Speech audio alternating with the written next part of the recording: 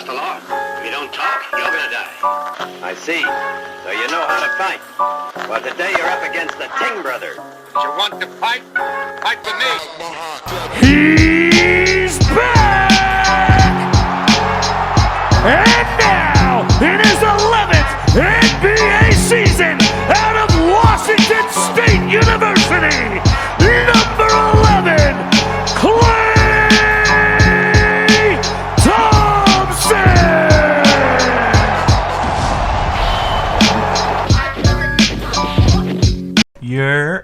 What's good, everybody? It's 5x5 Shane. You already know what's going on.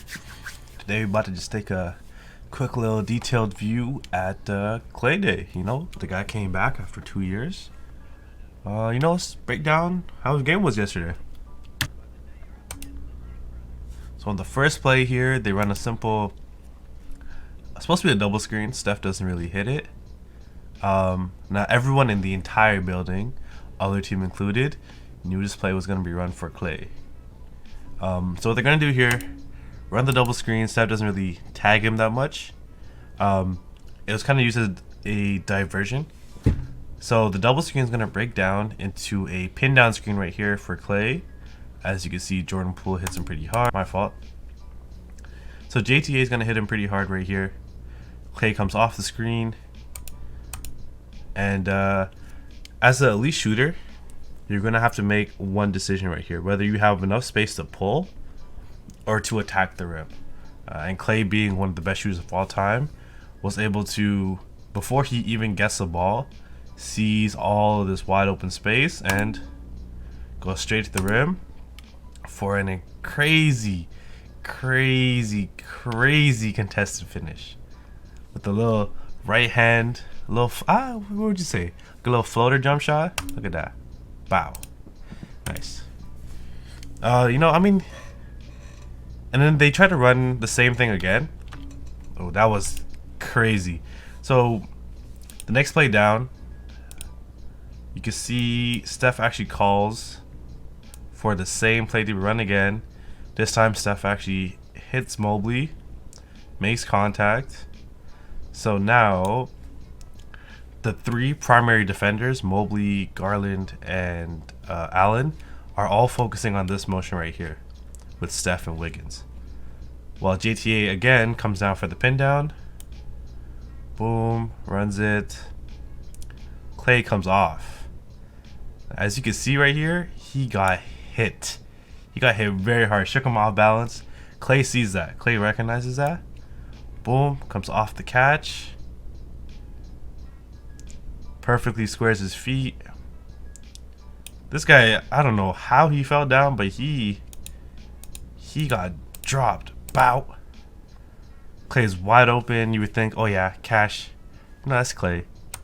But first game back, and you can kind of see it in his form if you go back right here.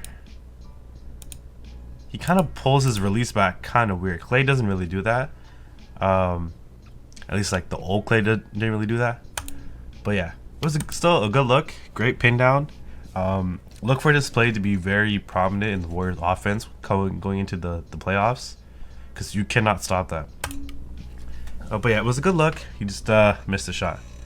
Second look right here, he takes a nice attack to the basket, has two people's attention on him, showing that he still has that speed and explosiveness coming off the ACL and Achilles injuries.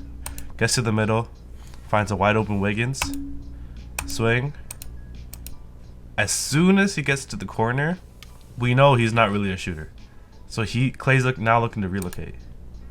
Gets here, finds Klay in the corner, and you can kind of see by the way like his elbow is, like he kind of rushed a shot. Like he doesn't really have space like that. Like that's not a smart shot to say, but it was Klay Day. He's shooting every single shot. It doesn't matter. Gets a shot up and misses it, but still, it's Klay Day. You can't go wrong with that. Alright, this position right here is bringing the ball up. He sees that he has a mismatch. Lord Marketing cannot hang with him. Hits him with one move, goes for a straight blow by. Right Here, hits him with the blow by. Sees that there's now 3 defenders gonna cut him off to the baseline. He could either drop it to Wiggins. That's probably the best pass. Or he try and force a pass to Kevon Looney. But again, it's Klay Day. He doesn't care about passing right now. He wants to get a shot up. Gets here, stops at the baseline, spins back, gets a whole lot of separation right here. Great look, just doesn't hit. Right here, this is the classic Warriors offense. 4 out, has the big man in. Klay is pretty much wide open on the wing. Catch it. Look, this guy has not played basketball in 2 years, almost 3 years, and he has 2 7-footers jumping at him every single time. Again, another good look, just a little short. He's didn't have his legs at. Right here, he was coming on the fast break. Rewind that just a little bit. Coming down the fast break, gets the ball in a weird spot. Usually he would just go straight up, but he recognizes that Jared Allen's right here. Jared Allen being one of the best shot blockers in the game right now. He doesn't go up for the shot. Throws a couple pump fakes. Alright. Gets stuck down low. Sees that he has one of the best shot blockers on him. And doesn't really have a good passing option right now. So he goes to his fadeaway. Again, a lot of space created, just doesn't hit. Which is all good though. They try to feed him on a backdoor cut, didn't work. Here he sees he has a major mismatch. Jared Allen is a great defender, but not on the perimeter, not 30 feet out. You can see Garland trying to communicate to him. That's not going to help him right now. It's Klay Day. Hits him with a nice cross. Beats his whole body, has him leaning. Starts going to the rim. Recognizes that Garland's going to come over. Sees the low man right here is going to step up. He does not care. It's Klay Day. Goes in for a crazy bang. The fact that he's able to do this though, after, again, 2 years of not playing basketball, off of ACL and Achilles injury, oh my goodness, that's crazy. You see the whole bench going crazy. Again here, he catches in the corner, faces up, kind of sees he has a little man on him, Garland. Again, Garland is strong, but Klay 6'7", pure shooter. You're not stopping him. Goes for a shot. That's a great look, but just, again, I think the whole case was yesterday he just didn't have his legs under him, and he had a lot of nerves going into the game. Still a great look though. Right here, find him wide open on the 3, catch, and splash. That's Klay. You can't leave. I'm actually very concerned as who left this guy wide open. Okay. So you can see it's Cedi Osman. That's who messed up right here. Comes over. This guy dropped. So Chedi's supposed to play 1 and 2. Usually you would shade more towards Klay because it's Klay Thompson. But he shades towards Wiggins instead. And leaves Klay wide open. That's a simple catch and shoot. He's not going to miss those. Holds his follow through. Yeah, like, this is going to be really crazy for Warriors.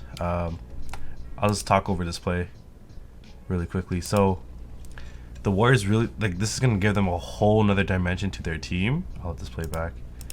You're going to give Steph a floor spacer. Not only a floor spacer, an elite floor spacer and shot creator. As you take a look at this play right here. So he fakes the DHO, the triple handoff, fakes it right here. Beats his man because his man was expecting to switch out. So he had a lane right here, attacks the lane, gets to his spot, and he knows you have Allen and Mobley down low. There's no point of going to the rim because you're not going to get a good shot. Settles. So it ends up taking the short little fadeaway, the mid-range fadeaway. Bucket. Again, you're not going to stop that. That's Klay Thompson. He's not going to be taking those all the time, but when he's on, he's not going to miss those. Here they want to run just a simple motion for Klay. Again, this whole game was kind of focused on getting him his buckets, getting him his points. Call it clear out right here. Klay again sees he has lower marking on him. You can see how he gets low to get past him because he knows you're not beating him. Like, look how close his feet are together. Like, you're not staying in front of Klay Thompson like that. Again, he still did a pretty decent job of not getting all the way blown by. But I think the Warriors as a team knew this game. Most of their shot attempts were not going to be at the rim. Again, you have Mobley and Allen right here, ready for any sort of layup attempt. So Klay beats him to the elbow. Gonna take a nice little one-legged mid-range fadeaway. Let's look at it again. Gets to the spot, has a nice wide base, transfers his weight to the back foot. Boom, clean fadeaway. You're gonna see that a lot. You're gonna see that a lot with Klay. I think this season he's really gonna come out and just be looking to get his buckets because he missed 2 years of basketball. Well, why not just get the ball up? This play right here, it's a great stop. They're running in transition, and I believe this was his 1800th three-pointer of his career. On the fast break, the number one rule against the Warriors is you find Steph and you find Klay on the fast break every single time. This guy he didn't do it. I'm pretty sure that's marketing. Did not do it. You're focusing again. I think it's JTA. You have two guys looking at him. They completely forget. Full body turn against Klay. Gets to his spot. At this point, it's too late. You're not going to be able to do anything to Klay at this point. Catches it. Gets a low-key a moving screen right here. But as you can see, it did its job. No one else is even in the vicinity. Klay, catch, shoot, splash. You're not stopping that. This play right here, they're going to run another, supposed to be a pin down, but it ends up turning into a flare screen for Klay. Comes off it, catches in the corner. You can kind of see that his elbow's like kind of not in line as it usually is.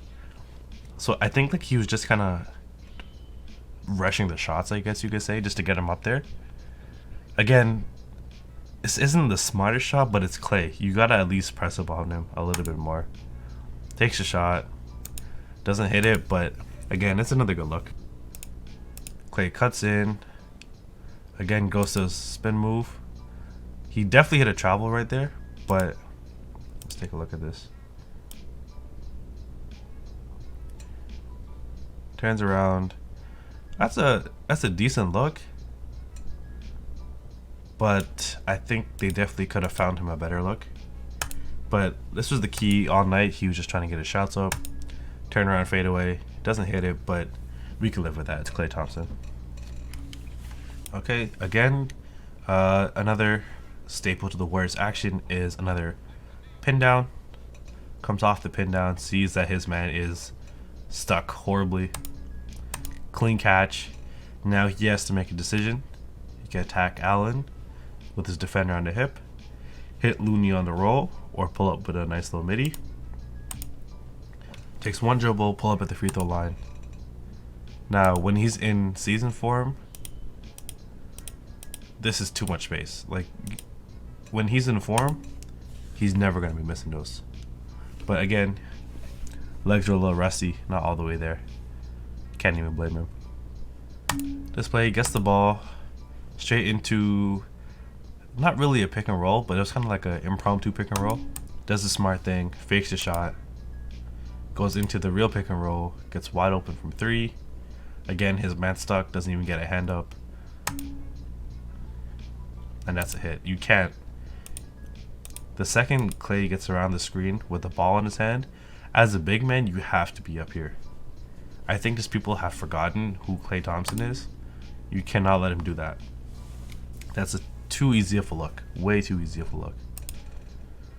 Alright, this play right here, they got Klay on the weak side. Ball gets swung to him in the corner, wide open. This was a great look. It kind of happened on accident, but this shows you how great of a shooter Klay is. As a great shooter, you have to learn to relocate yourself, depending on where the ball is. See, the ball comes here, runs straight to the corner, wide open, bang. Again, a great look, just doesn't hit. Able to get his own rebound. honestly, you can kind of see it. He's leaving everything short. I think they only played him 20 minutes last night. So it's not too bad, but you know, like I said, once he gets back into game shape, we're not gonna see him miss these shots. So I'm just gonna do a quick breakdown now. So here's what I think this is gonna mean for the Warriors going forward. Number one, I can see Steph 100% going back to quote unquote MVP form, because having Klay here definitely gives him, like I said, another floor spacer, an elite floor spacer. It gives him another viable offense. Because I mean, Wiggins is great, but Klay is just a different beast, man. Once Klay gets going, that's really unstoppable. And we kind of saw it this game. Steph had a brief period in the first quarter where he dropped 14 points, almost by himself.